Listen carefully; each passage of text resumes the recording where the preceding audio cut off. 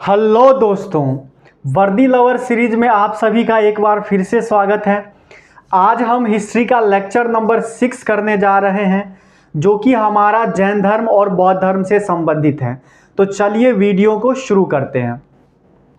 जैन धर्म के संस्थापक ऋषभ देव जी को माना जाता है, जो कि जैन धर्म के प्रथम तीर्थंकर भी रहे हैं।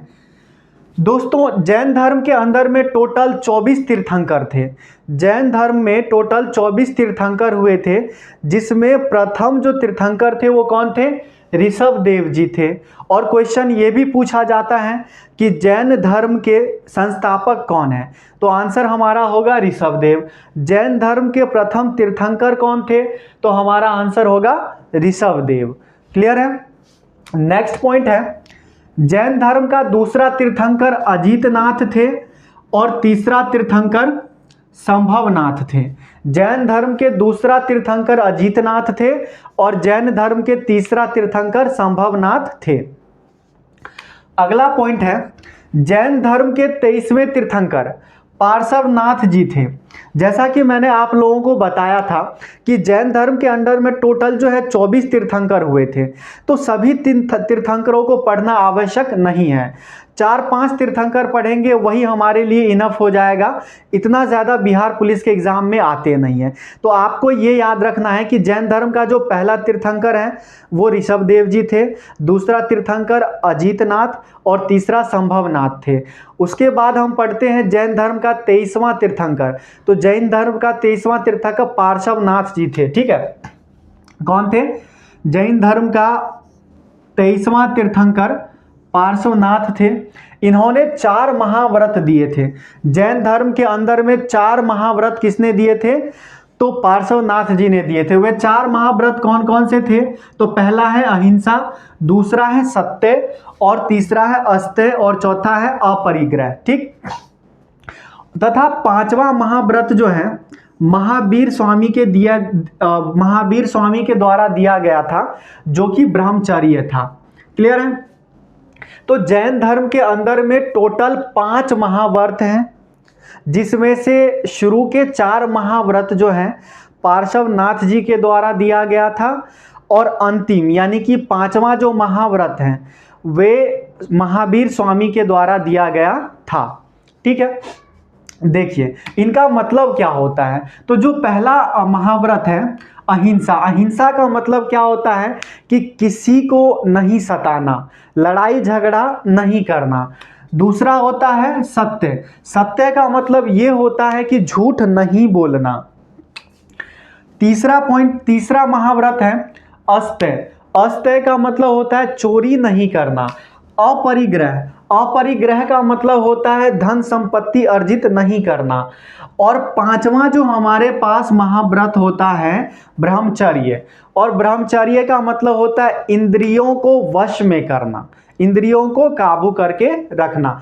ये क्या है? ब्रह्मचर्य। और ये 5 के 5 जैन धर्म के महाव्रत होते हैं।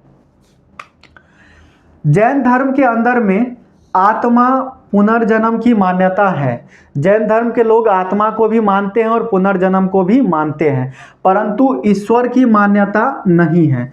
जैन धर्म के अंदर में ईश्वर की मान्यता नहीं है। जैन धर्म के 24वें तीर्थंकर और अंतिम, जैन धर्म के 24वें और अंतिम तीर्थंकर कौन बने थे? तो महावीर स्वामी हुए थे, और इन्हें ही हम जैन धर्म के वास्तविक संस्थापक के रूप में जानते हैं। जैन धर्म की जो स्थापना है या संस्थापक हैं वो ऋषभ देव जी को माना जाता है, लेकिन जो महावीर स्वामी हैं, महावीर स्वामी को जैन धर्म का वास्तविक संस्थापक माना जाता है, क्योंकि महावीर स्वामी के बाद जैन धर्म का काफ़ी ज़्यादा विकास हुआ था। आगे देखिए महावीर स्वामी से जुड़ी हुई कुछ चीज़ें। महावीर स्वामी का जन्म 540 ईसा पूर्व में हुआ था। इनका जो जन्म स्थल था वो कुंडलग्राम वैशाली, जो कि बिहार में पड़ता है। कुंडलग्राम जिला वैशाली, जो कि बिहार में पड़ता है, यहाँ पे महावीर स्वामी का जन्म हुआ था। इनके पिता जो थे उनका नाम था सिद्धार्थ, जो कि ज्ञात्रिक कुल के प्रधान थे, यानी कि ये क्या थे? क्षत्रिय थे। मैंने आपको वैदिक सभ्यता में बताया था कि पुरुष सूक्त को हमने 4 वर्णों में विभाजित कर रखा है, ठीक है। ब्राह्मण, क्षत्रिय, वैश्य और शूद्र। तो जो क्षत्रिय थे यानी कि दूसरे स्थान पे जो वर्ण आते थे उससे संबंधित रखते थे कौन, तो महावीर स्वामी जी, ठीक है। इनके पिताजी जो थे वो ज्ञात्रिक कुल के प्रधान थे। इनकी माता त्रिशला थी जो कि लिच्छवी के राजा चेटक की जो है बहन थी, ठीक है। बचपन का नाम वर्धमान महावीर था इनके। पत्नी यशोदा, पुत्री का नाम प्रियदर्शना या अनोजा भी हम कहते हैं। और इनकी पुत्री का जो पति था यानी कि इनके जो दामाद थे वो जमाली थे। जमाली थे इनके दामाद, किसके, तो जमाली जो है इनकी पुत्री प्रियदर्शना के पति थे और महावीर स्वामी जी के दामाद थे, जो कि महावीर स्वामी के प्रथम शिष्य भी रहे थे। महावीर स्वामी के प्रथम शिष्य कौन रहे थे, तो इनके दामाद यानी कि अनोजा या प्रियदर्शना की पुत्र, इनकी जो पुत्री हैं उनके पति जमाली थे, ठीक है। निर्वाण, निर्वाण का मतलब होता है मृत्यु। तो महावीर स्वामी का परिनिर्वाण जो हुआ था, निर्वाण, वो 468 ईसा पूर्व में 468 ईसा पूर्व में पावापुरी राजगीर बिहार में हुआ था, ठीक है। अच्छा, ज्ञान प्राप्ति, तो महावीर स्वामी को जाम्बिक ग्राम के समीप रिजुपालिका नदी के तट पर एक साल वृक्ष के नीचे ज्ञान प्राप्त हुआ था। जो महावीर स्वामी हैं उन्होंने 30 वर्ष की आयु में उनके जो बड़े भाई नंदीवर्धन जी थे उनकी आज्ञा लेकर के उन्होंने अपना गृह त्याग कर दिया था, घर छोड़ दिए थे। उसके बाद 12 साल की कठिन तपस्या के बाद इनको जृंभिक ग्राम के समीप रिजुपालिका नदी के तट पर और साल के वृक्ष के नीचे जो है ज्ञान की प्राप्ति हुई थी। जैन धर्म में प्रमुख रूप से 2 संगीतियाँ हुई थी। संगीतियाँ का मतलब होता है सम्मेलन। 2 सम्मेलन हुई थी। प्रथम सम्मेलन जो है पाटलिपुत्र यानी कि पटना बिहार में हुआ था। वर्ष है 322 ईसा पूर्व से 298 ईसा पूर्व तक। और इसके अध्यक्ष कौन रहे थे, स्थूलभद्र। अच्छा, इसके जो प्रथम संगीति थी इसके परिणाम क्या थे, तो इसके परिणाम जो थे कि एक समय ऐसा आया था कि जब यहाँ पर जो है मगध में जो है काफ़ी बड़ा सा जो है आपदा आया था, ठीक है। तो उस आपदा के कारण जो है भद्रबाहु जी जो थे, ठीक है, भद्रबाहु अपने शिष्यों के साथ कर्नाटक चले गए थे और जो स्थूलभद्र थे वो वहीं पर अपने शिष्यों के साथ रुक गए थे। फिर उसके बाद काफ़ी वर्षों के बाद जब आपदा समाप्त हुई थी तो भद्रबाहु कर्नाटक से वापस फिर यहाँ मगध आए थे, राजगीर आए थे, ठीक है। और यहाँ के साधुओं के बीच में और इनके बीच में काफ़ी आपसी मतभेद हो गया था, ठीक है। तो इसी मतभेद के कारण जो है जैन धर्म 2 भागों में विभाजित हो गया था। जैन धर्म कितने भागों में विभाजित हो गया था, तो 2 भागों में विभाजित हो गया था प्रथम संगीति के बाद ही, ठीक है। एक था हमारे पास भद्रबाहु,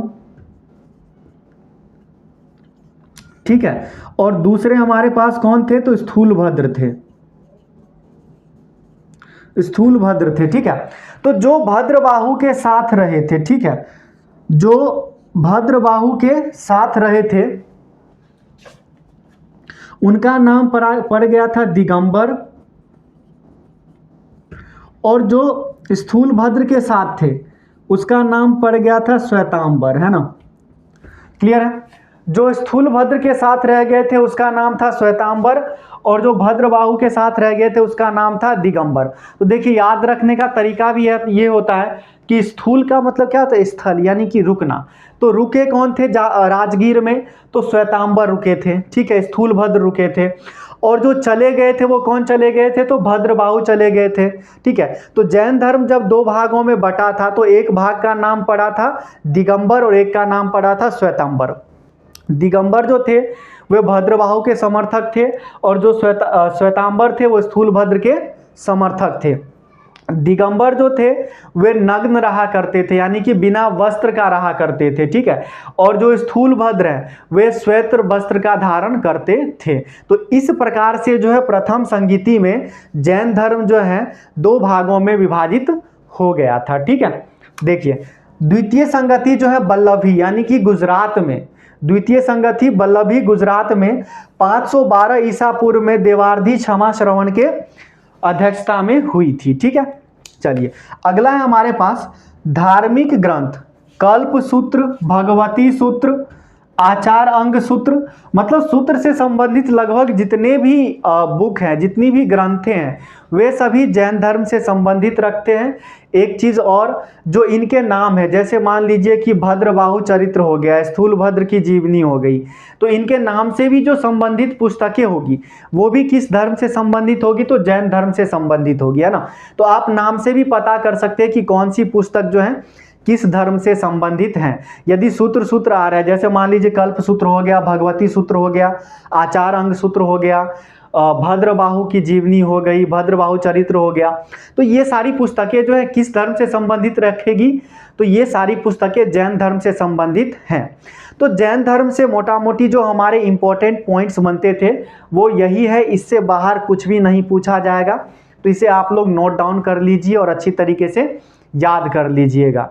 नेक्स्ट स्लाइड में हम लोग बौद्ध धर्म के बारे में चर्चा करेंगे, तो फटाफट इसे नोट डाउन कर लीजिए।